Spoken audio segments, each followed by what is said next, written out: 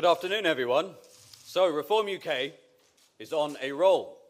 We have the wind in our sails. In fact, we have all of the momentum in British politics. This is a movement of incredibly enthusiastic, patriotic British people who know in their hearts that the United Kingdom can once again be the poised, prosperous, powerful country that it once was. Now, over the last 7 months, since I've been chairman, me and Nigel have been working incredibly hard to professionalise the party, to lay the foundations for a party that will not just become the next party of government, but become the new natural party of government. And if we wind the clock back to a year ago, if we talk about momentum, this party had no branches in the UK. Today it has over 400 branches across the country. If we think back to a year ago, we had about 20,000 odd members. Today, that number has increased almost tenfold in a year to closing in, and who knows, it might even happen during this press conference, 195,000, closing in obviously on 200,000. And if we look at the polls, a year ago, Reform UK was averaging about 10% in the polls. Today, Reform UK is averaging 26% in the average of the polls. And of course, this week, that stunning YouGov poll, YouGov being that gold standard of pollsters, put us in a decisive lead nationally and meaningfully ahead of the Tory party. And it might be just because of this momentum that we had the extraordinary announcement today from the government, which Nigel will tell you more about. So without further ado, I'd like to introduce the Member of Parliament for Clacton-on-Sea, the leader of Reform UK, and the bookmaker's favourite to be the next Prime Minister of the United Kingdom, Mr. Nigel Farage.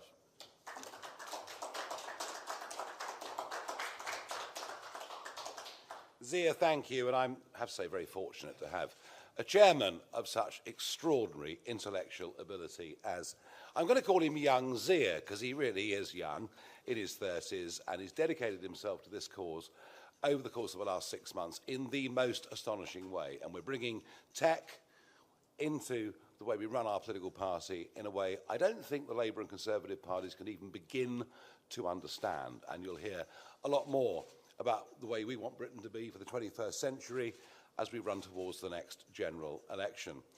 I'm here today because over the years, well, over more than 30 years, I've regularly put myself up for election because that's how we do things. We have elections.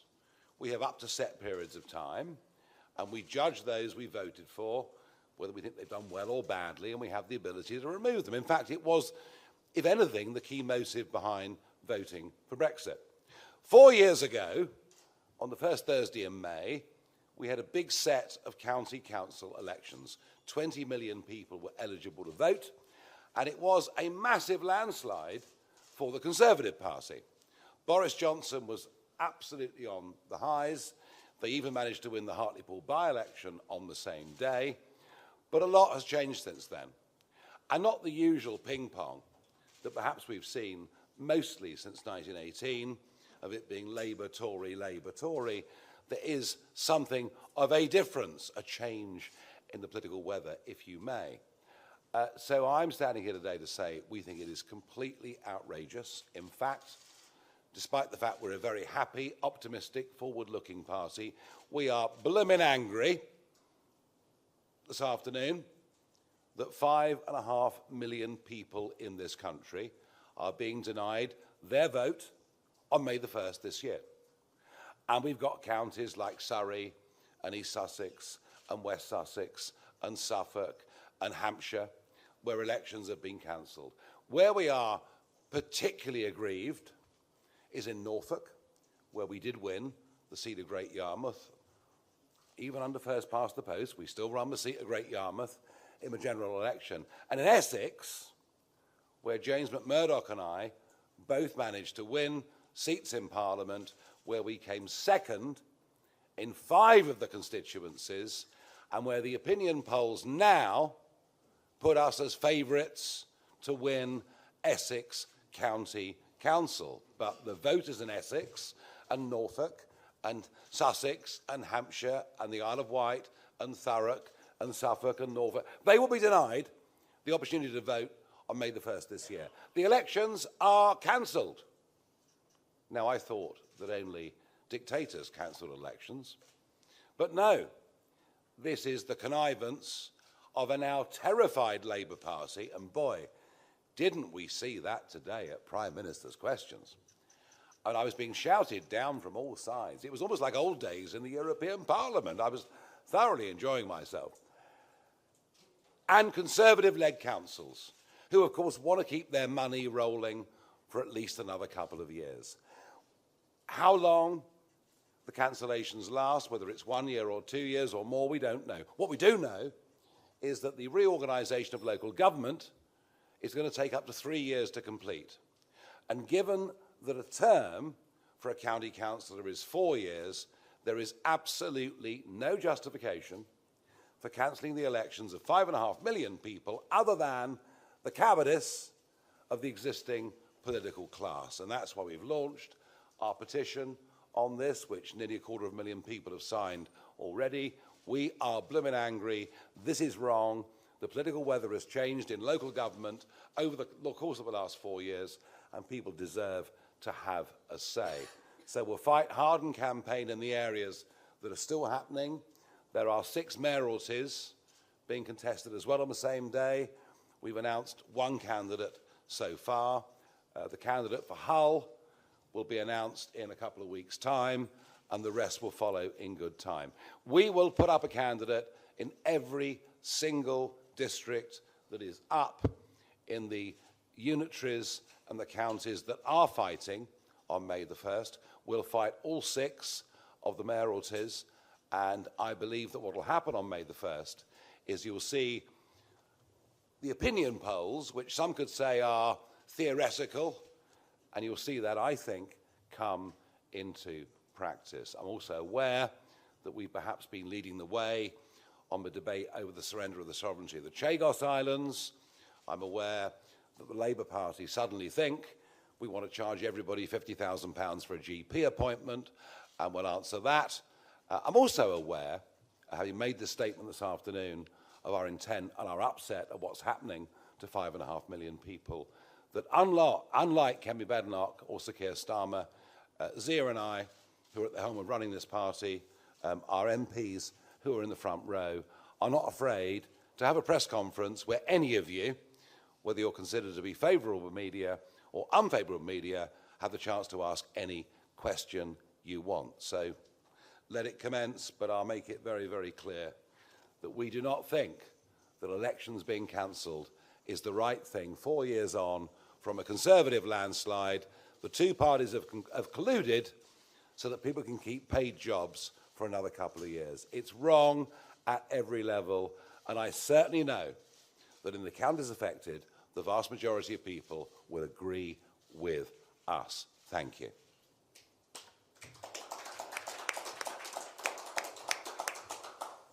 Okay, so in the spirit of that, we'll now take some questions. Yes, please. Please state the organisation that you're from and your name, please.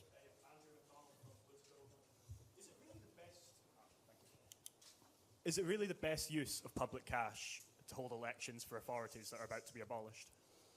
Given that it's going to take 3 years, 3 years for the reorganisations to be in place, and that is 75% of the lifetime of the next term of local councils, and given that these radical changes are happening without any public consultation whatsoever. And by the way, I've got severe reservations about small, more rural district councils being swallowed up by unitaries that'll be governed by the bigger towns or bigger cities, then yes, absolutely.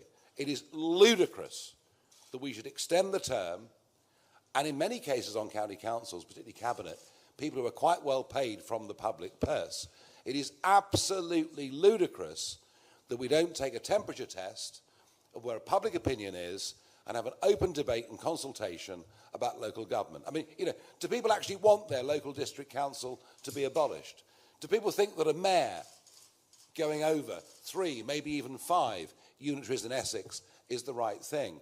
And let's be clear, the Labour manifesto was not explicit in any way about these changes. So yes, let's make the reorganisation of local government, and by the way, you know, we're talking now about elderly care, we're talking now about children with disabilities, we're talking about potholes, and I'm not joking, actually something that affects the lives of millions of people. County councils have big budgets, county councils matter, county councils affect the daily lives of, you know, 20 million people in the case of this set of elections. Yes, we should have new councillors, fresh open debate about these so-called reforms or changes.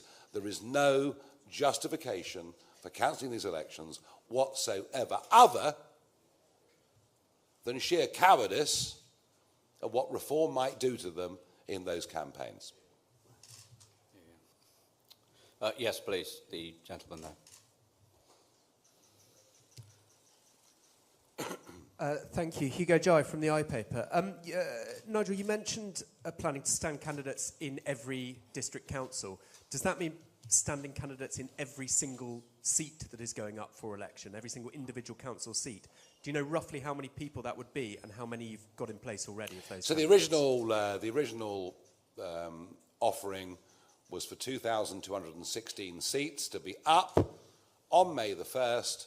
Obviously, we didn't know until lunchtime today which ones have been cancelled, so I don't have the exact, to the nearest sort of 10 calculation, but it means us putting up 1,500 candidates. And I am absolutely promising, the chairman might wince, but I'm absolutely promising that we will put up a candidate in every single district that is up, because we think that reform now is the opposition in this country to the Labour Party. The Conservatives have self-surrendered that position by their own performance and behaviour. We want everybody to have the vote, the chance, the opportunity to vote for us. So yes. Yeah, I would just add to that, far from wincing, that is, as chairman, I'll tell you, that is what we are here to do.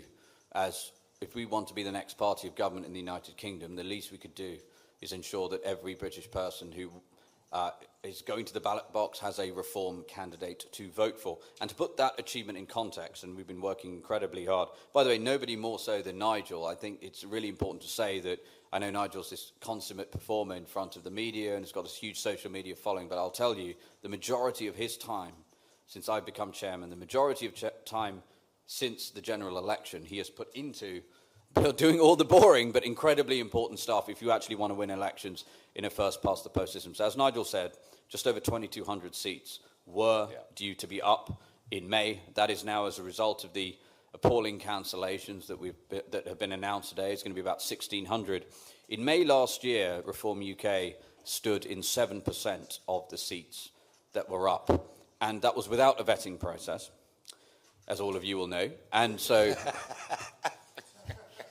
So now we have while it will not be perfect, the most thorough vetting process of any party. I think I can say that with confidence and conviction, certainly at the council level. And we will stand, I'll tell you as chairman, we will stand in every single one of those 1,600 seats. It's critically important that we give every single citizen of the United Kingdom eligible to vote the chance to vote for a reform candidate in May. Yeah, please. Thank you. I can ask on a different topic if that's okay. Donald Trump says he wants to take over Gaza and turn it into the Riviera of the Middle East. Do you agree? I love ambition. The thought of a wealthy, wonderful, thriving place with well-paid jobs, casinos, nightlife. I mean, it sounds very appealing to me. I'm not here to answer on behalf of everything that the Trump administration has to say. What I will say is he's got off to the most extraordinary start as US president. And promises made, promises kept, quite extraordinary. We do realise that after 2029, we will not quite have the same presidential powers that the president of the USA has. So without being specific on Gaza, I would just say I think he's off to the most incredible start. You've witnessed international brinkmanship on a level perhaps never seen before. And the surrender after surrender that you get, whether it's from Canada or South American countries, Panama, you name it, is amazing. He views tariffs, particularly tariffs, as a transactional tool. Does it amazingly effectively. He can go back to the American people and say, I've got a better deal, I've put you first. The worry, of course, is that if the Chagos deal continues, and when the Americans wake up to the lies they've been told by Jonathan Powell, that we'll be included in a tariff regime that comes from the European Union. And I've got a feeling that whilst tariffs were used as a negotiating tool with Canada and Mexico, I've got a funny feeling that the tariffs that come from the European Union are intended to stick. And we will find ourselves caught in that regime if they think we've betrayed not just our national interest, not just their national interest, but the interest of the Western world against the ever-increasing naval encroachment of China. China. Yes, please. Thank you very much. Harry Hilton, ITV. On local elections, I think you've both said before that you were hoping to win hundreds of council seats at these upcoming local elections. How does the cancellation of some of these elections hamper your ability to demonstrate the progress that you say you've made? And secondly, if I may, on Prevent, the review into the Prevent learnings after Southport is out today, and it says that some individuals made the wrong subjective decisions. Do you think individuals involved in that should lose their jobs over the failings in that case? Okay, as far as the elections are concerned, they are cancelling elections in some of the counties in which we'd expected to do the very, very best. Essex being, in a sense, number one on our hit list. Norfolk being not very far behind. And I'm not knocking our ability in Surrey or West Sussex or whatever it may be, I'm not. But certainly in Essex and Norfolk, I think we have every right to feel seriously aggrieved. As I say, our internal polling shows we're ahead in Essex, with maybe even a chance, of winning enough seats to certainly be in a governing or coalition governing position in that county. So we are really angry about this. But also, as I say, I've made the point already, every 4 years, people are entitled to vote for who runs their local council. People are also entitled to be consulted about whether to get rid of the district. For example, tendering. I'm one of the MPs, along with Sir Bernard Jenkin, for tendering. Yeah, we've got Clacton, but Clacton's a town. Most of it is villages, small towns, and rural. And yet we're going to be dragged in to a unitary authority where a big city, a big populace will dominate the debate. So it'll be an urban debate that dominates a rural community. So the idea this is devolution, that somehow is bringing power closer to the people, actually will operate in reverse. So I just think from every angle that we look at this, what is happening today is wrong. It's not been discussed. It's not been debated. But why not make it part of the election campaign running up to May the 1st, where different parties, Labour can stand and say, look, this is what we want to do. We can stand saying we don't agree with it. And the Tories can stand pretending they've got a foot in both camps. And that's pretty much where we are in British politics with most debates. No, I'm absolutely, this damages us. This decision damages us in terms of how we can perform on May the 1st. It's not to say we can't perform well. On Southport, I had left the House of Commons by the time the statement came, but Richard Tice, Deputy Leader, was there and will answer that.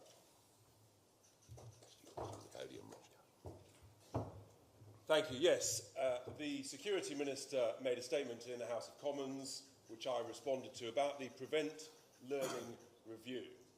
And the reality is that what it has shown is that multiple failures, frankly, of the most negligent kind that we could conceive, have been made by Prevent. And I think the British people want to know, frankly, that people are going to be held to account. Because if those failures had not taken place, then the Southport killer would have been deemed a potential terrorist, and that Southport horror would not have happened. And so I said to the Minister, given that the Prevent Learning Review specifically says that the killer... Richard, I'm so sorry. We've got a live stream. Sorry. The killer was susceptible to be drawn into terrorism. In other words, the review says he was a terrorist. And yet, the government refused to call it a terror incident. He has been convicted under the Terrorism Act, and yet the government still won't actually say it was a terror incident. And I think the British people just want the honest truth. Thank you, Richard. Thank you. Yes, please. Hi, Christian Calgie, Daily Express. One forecast by Electoral Calculus has suggested Reform may win about 275 seats in the local elections. Does that sound about right to you, or are you more ambitious than that? And in the areas that the local elections are going ahead, what's your pitch? What are Reform councillors' policies? Are they NIMBYs? Are they YIMBYs? Do you commit to opposing council tax rises? What can local voters actually expect from Reform councillors?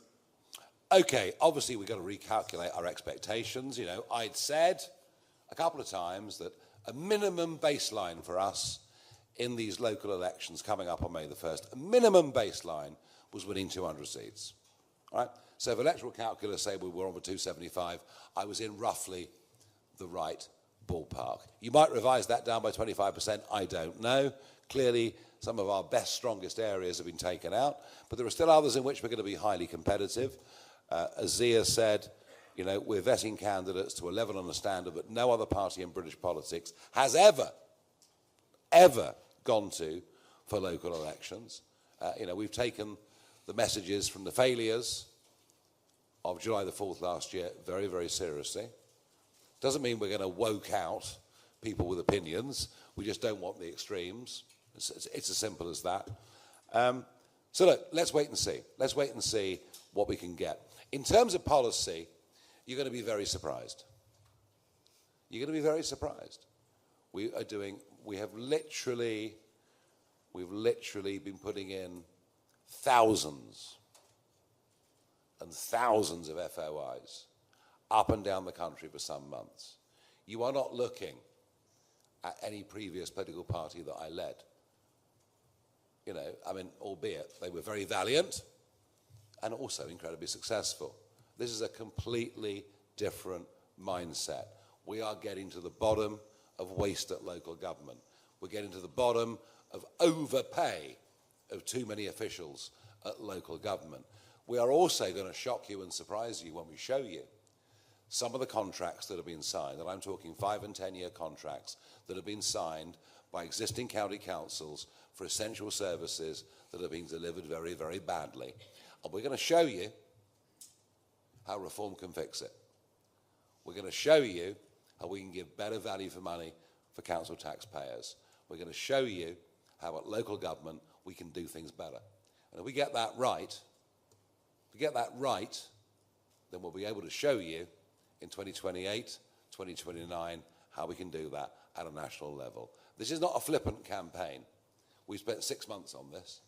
And as Zia says, most of the biggest job I've had over the course of the last 7 months has been behind the scenes, working with Zia and others, getting us match fit, organised, prepared, planned, ready to do this. May the 1st for us, it really is. In a sense, July the 4th was our first outing. We were like the rookies, going out on a big scale, and we got a handful elected and 4 million votes, and that was about what I thought we could achieve. We were held back by some people that shouldn't be part of us. That's never going to happen again. And I want to be clear, we're not messing about. We intend to win the next general election. And you can laugh if you like, but I tell you what, people have laughed at me before. Yeah, Anna. Anna Gross from the FT. You said that you were going to hand over ownership of your party to your members, but Companies House at the moment says that Nigel still owns more than 75%. I know. Can you just give us an update on when that's going to happen and what the process is at the moment? Anna, you are so right. You are so right. I still have this massive liability around my neck. if it all gets wrong or we get sued for millions, it's me that picks up the bill. There's nobody keener to get rid of the ownership of the party than me. Zia will update you. So one of the things about doing things professionally is actually doing things properly. And according to our lawyers, what we are doing in terms of converting a company limited by shares into a company limited by guarantee of an organisation of this scale is without precedent. That's what our lawyers tell me, and I have no reason to doubt that. So we're doing this properly. I would argue nobody moves faster in British politics than Reform UK, but we've been doing it properly. And the good news is, as a result of all of that hard work, Anna, we will have something to announce within the next 7 days with regards to that. Yes, please. Thanks very much. Gary Gibbon, Channel 4 News. Some people might be scratching their heads a bit that there's a conspiracy theory in your mind that Labour wanted to frustrate a bunch of local elections, which they might have quite enjoyed watching, you and the Tories scrapping. That's what the narrative looked like being. I don't quite understand. Can you explain how that is right? And I think one of Calgary's questions was where you might place yourself in the growth agenda, YIMBY, NIMBY, or are you going to play it differently in different seats, as some parties... You mean the Lib Dems, obviously, who can play all ends against the middle. Look, actually, you know, even in those Tory-held counties, Labour still have seats, and they fear being completely wiped. So I think Angela Rayner was coming under pressure over the course of the last few days, indeed from Labour existing councillors and activists as well. You're right, the Conservatives had more to lose. Look, we're not the Lib Dems.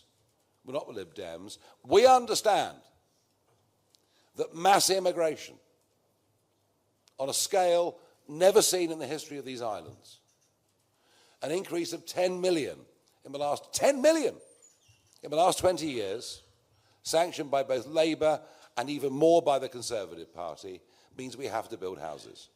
There is no escaping that. And we'll be honest about that with the electorate in every single division in which we stand. These parties have guaranteed we have to build far more houses in your backyard than you wanted. But given that, what we've got to do is find a way in which we do it that actually makes sense. And there is so much talk about affordable housing. And almost none of what is commissioned by the big housing companies is actually affordable housing. And that's the truth of it. When the social housing stock is equally under pressure, and we will, as the election proceeds, be giving you the figures for how much of our social housing stock is being used by people who were not born in this country, whose families have never paid taxes, never served, never been a part of it.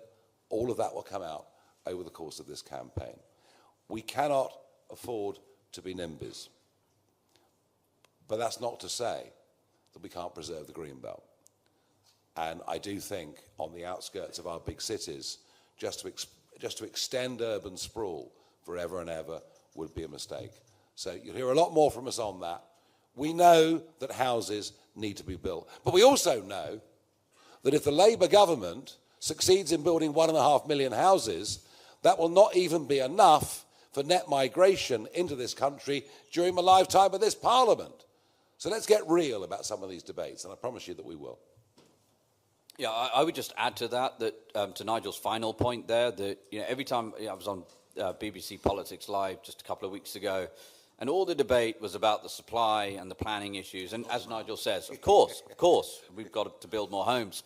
But there's never any discussion from the Tories, because they've had 14 years of doing the opposite of this, and obviously Labour now, never discussion of the demand issues. As Nigel says, even if you take the ONS's own forecasts, the ONS forecasts, there's going to be 3 to 4 times as many people arriving here on a net basis as new homes will be built. And by the way, this is the ONS on their forecasts. If you look at the ONS prints for previous historical data, remember they upgraded the number for last year, the historical print, by 20% to 1 million people in the year before general election. So that number we just described, the numbers we're talking about here, Nigel's talking about, are going to be wrong by orders of magnitude. So this is a really important point. We need to build more homes, but there is no way we're going to solve all of the infrastructure problems in this country, whether it's house building, whether it's the NHS, whether it's prison space, unless we freeze migration. Okay, we've got time for two more. Yes, please, on the corner. Thank you, Catherine Forster, GB News. You've said you're going to stand 1,500 candidates. How many of those do you already have selected now? And also, the other day, Zia Yusuf said, President Trump has literally gotten more done in 14 days than the Tories did in 14 years. Would we see echoes of what's happening in the States if you form the next government? Thank you. Well, how on earth is Zia wrong in saying that? I mean, the presidential orders, the pens into the audience. I mean, amazing. It clearly would be harder for us, But Catherine, you're running ahead, a long, long way. 4 years or so to the next election is a very, very long time. We know, and we're realistic, that if we were to get to that position, the battle that we would have, nay war, with the civil service and the left-wing teachers' unions, these would be very, very tough things. And we know that, and we understand that. They'd be epic fights. We wouldn't have the presidential powers that an American president has, or indeed, believe it or not, given how weak he is, a French president has either. We understand that, but we also know that the only way that you win these battles is to have a united party on the backbenches behind a front bench. A party that is based on mission, as opposed to a party that is based on career. And if you look at the current makeup of the House of Commons, I'm not sure any of them are even employable. I mean, maybe the odd one here or there, but I mean, some of the very odd creatures getting up today asking questions in PMQs. You wouldn't employ them. You wouldn't go for a drink with them. They're two very good markers in my view. We've got very, very low grade politics. And what we've got to do at the next general election is put up 651 people who've got a huge range of backgrounds. Everything from the charity sector to the trade union movement to entrepreneurs to the army. And I hope the one thing a reform government will do is increase the average age of MPs by at least 10 to 15 years. We want people in Parliament that have actually lived real lives, have got proper experience of the world before becoming legislators. Frankly, what we're seeing there today, in many cases, is an absolute farce. To that point, I will also say, as we are headed towards, obviously, the May elections, and then we have Wales and Scotland next year, we'll have over 10,000 council seats up. And as we head towards a general election, one thing we are all aware of, myself, Nigel, obviously, our amazing MPs, is that, frankly, half of our policy challenge is what the right prescription is. And frankly, at this stage, God knows what that is, given the rate at which, unfortunately, this country is declining under this dystopian Starmer government. But frankly, half, at least, arguably more than half, is how we actually get that agenda implemented, as Nigel says.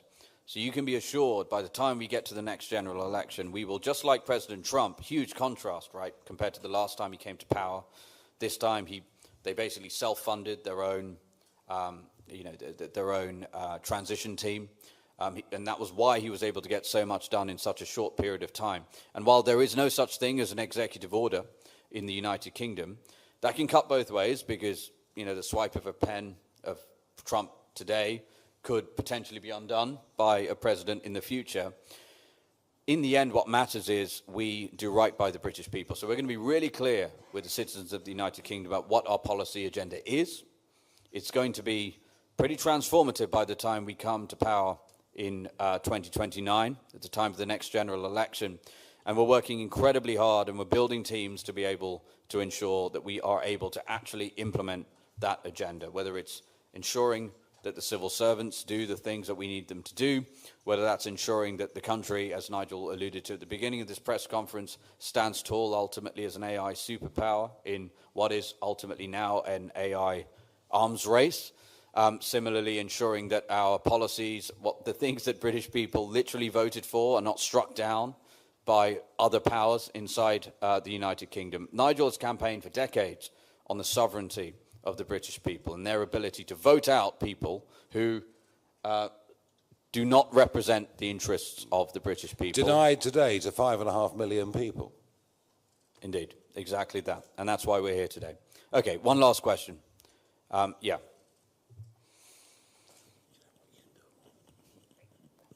Thanks. Peter Mandelson, I think, is finally making it to Washington. So I wondered, Nigel, have you got any advice for him, or has he asked for any advice in the past few weeks? And then secondly, Rupert Lowe, your colleague, has said the Tories need to remove Lib Dem MPs before Reform would consider a non-aggression pact. Is that a view you share? Well, the Lib Dem MPs are in the majority in the Conservative Party, as far as I can see. I mean, I've never met a more conceited, arrogant bunch of human beings in my life. They are so stuck up, stuffed up. They're quite extraordinary. And if that's what the Conservative Party is, no wonder they're in such terminal decline.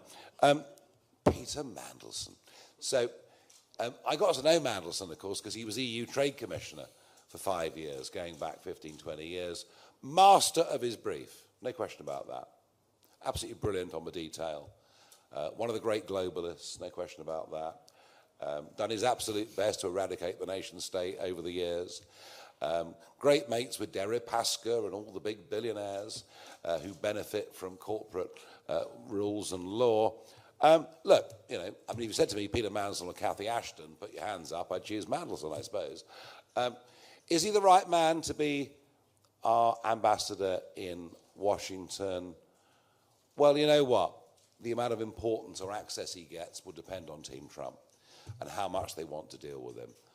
I think he might find it difficult to get as much access as he wants because he's kind of just not Donald Trump's kind of guy. But I wouldn't share with you any private conversations we might or might not have had because I'm much too discreet for that.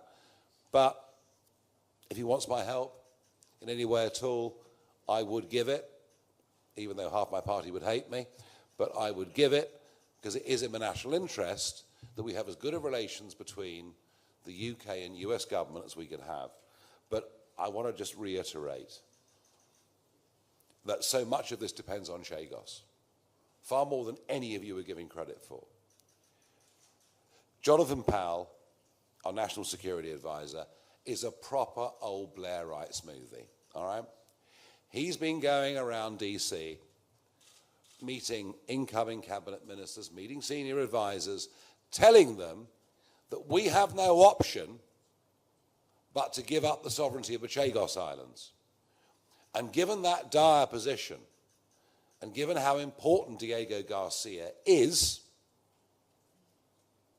that what they've done is the best possible salvage job of a difficult situation. And Powell has been going around DC making that argument, and they've been believing him. One, because he is sort of rather charming and British, you know, and that sort of quite often works in the USA. And secondly, because they've got other priorities. Gaza was asked about earlier, the new Riviera, the ending the Ukraine war, the trade disputes with Mexico, with China, with Canada, with whatever. So Diego Garcia is low down the list of American priorities. But let me promise you, and I was speaking into the early hours of this morning with senior figures in the incoming administration. You know, when you actually tell them, no, this was an ICJ judgment which has no force of law over Commonwealth countries whatsoever. It is merely advisory, and it's a court that is so utterly disrespected that America is not even a member of it. When you explain that bit, the scales begin to fall from the eyes. And I felt I was making more progress last night on this than I've made perhaps at any point over the course of the last few weeks. So you've had the initial reservations from Marco Rubio, Mike Waltz, others. But I promise you, if this gets rushed through in the next 10, 12 days, forced through Parliament with a massive parliamentary majority, forget Peter Mandelson, he won't even matter. Forget the special relationship. Look forward to tariffs being put on the United Kingdom as they are with the rest of the European Union. And I firmly believe that the threatened tariffs with Mexico and Canada were part of a negotiation. The tariffs with the EU, and we will find ourselves part of that regime. We have lied again and again and again to the incoming American administration, and they will wake up to this, I promise you. Okay, everybody, thank you so much for coming. That concludes today's Reform press conference. Thank you very much. Thank you.